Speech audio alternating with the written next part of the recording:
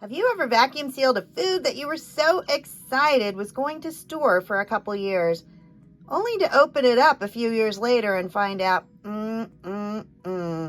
it just doesn't taste good?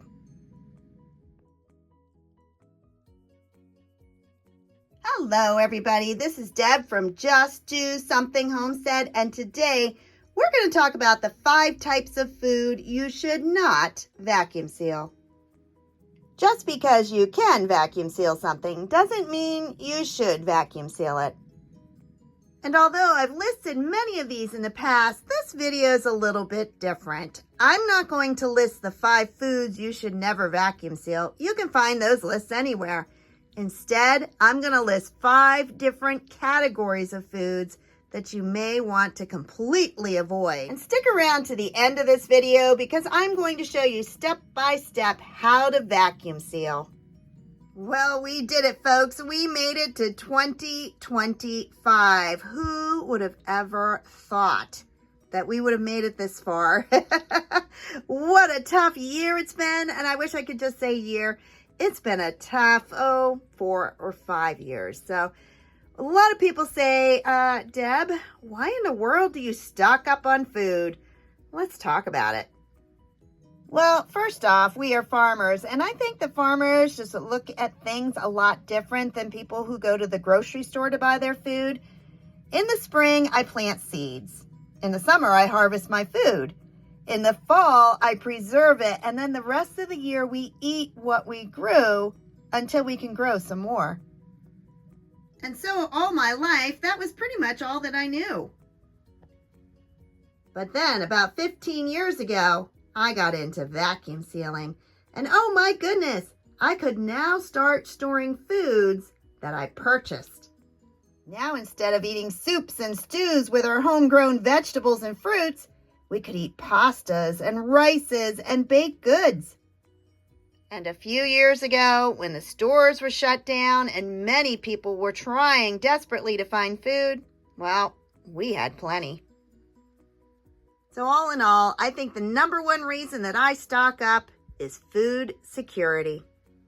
And today we're going to talk about how to vacuum seal and some of the foods you may want to avoid.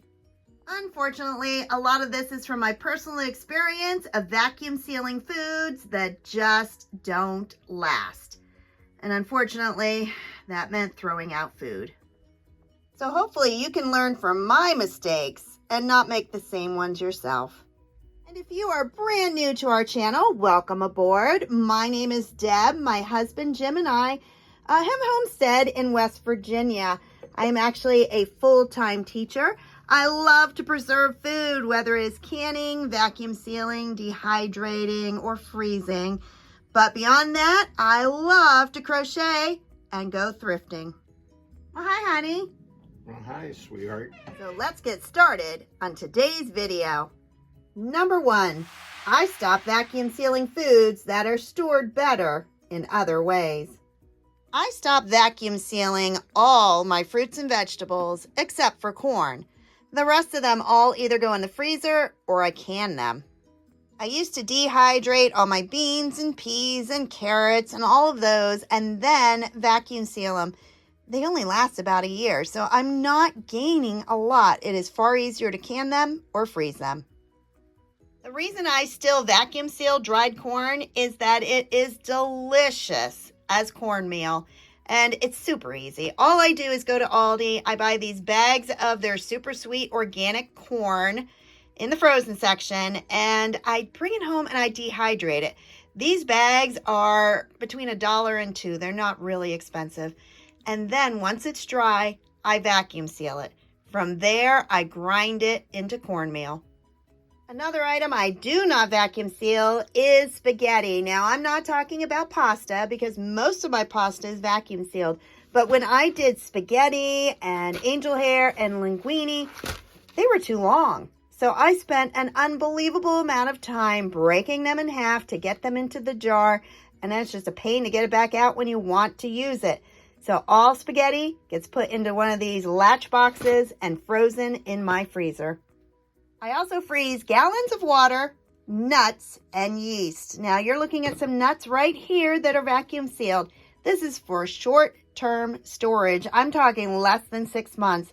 If I put these in the freezer, though, they will last far longer. Nuts are too high in oil and they go rancid very quickly. So if you freeze them, they're going to last longer.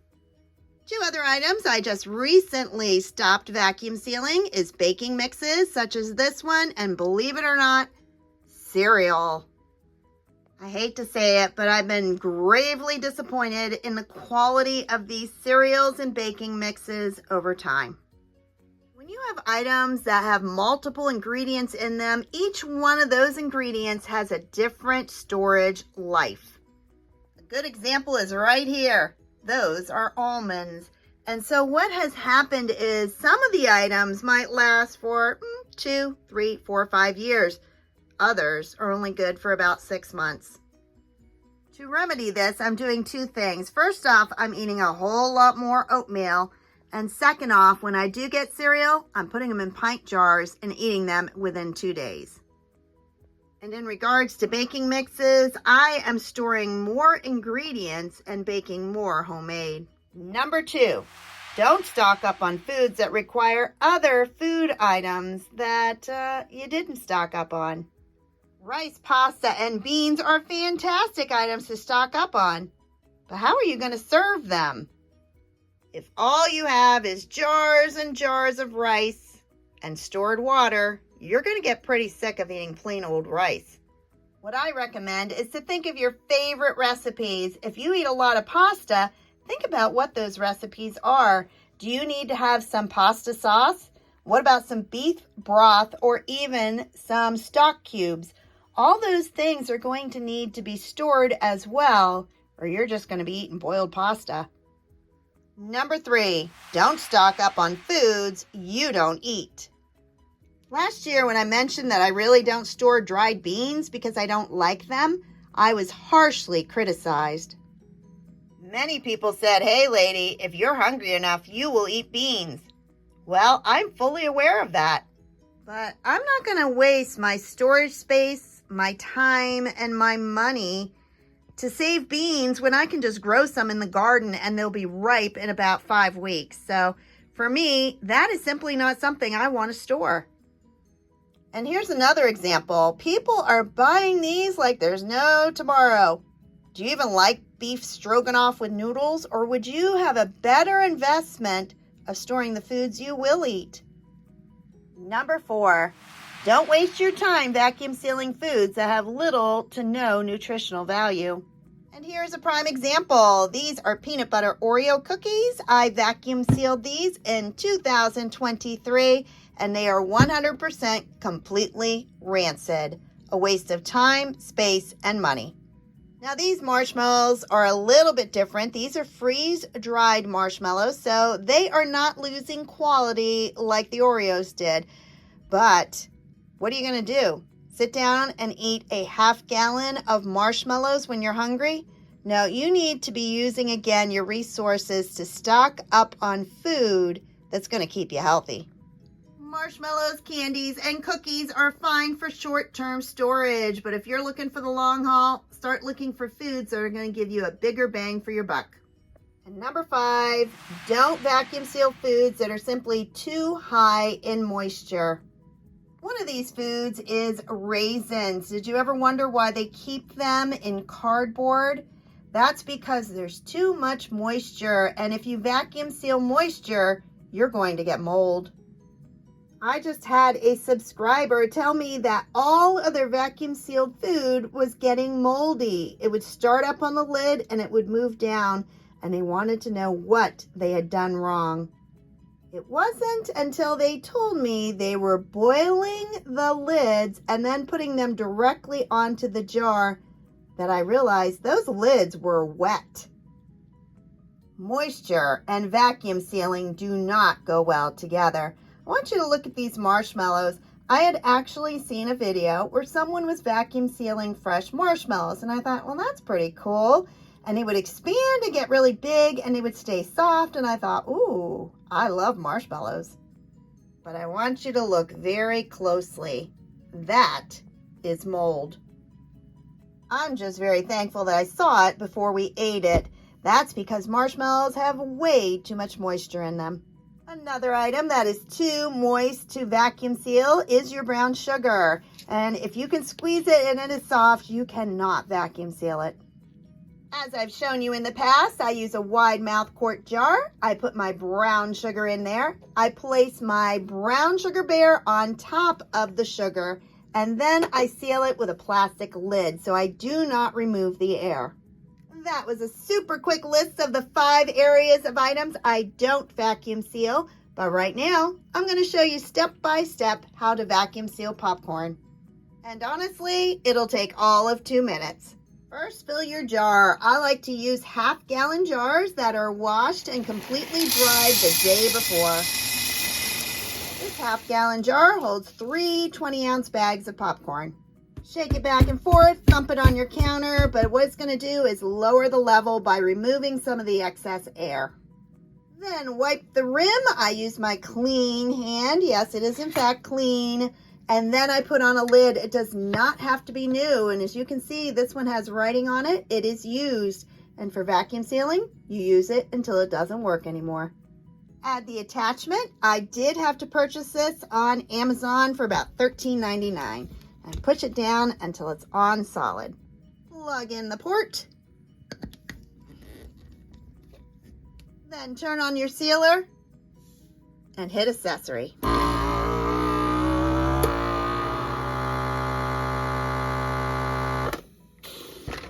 And it shuts off automatically. Detach the port and remove the jar sealer. You'll know it's sealed if it's indented on the top, and when you pull on this lid, it will not come off. At that point, you're going to put a ring on it. And it's ready to be stored. Once sealed, put in a cool, dark location. This is my pantry. The lights normally are completely off, and the temperature is just barely above freezing. In fact, when I came in, it was pretty cold in here, so I did have to turn the heat on just so I could film this. And I just wanted to say that over the last month, I've gotten 4,000 new subscribers. I want to thank all of you for that and for letting me come into your home to tell you a little bit about storing food. And from West Virginia, we were supposed to get a foot of snow tonight.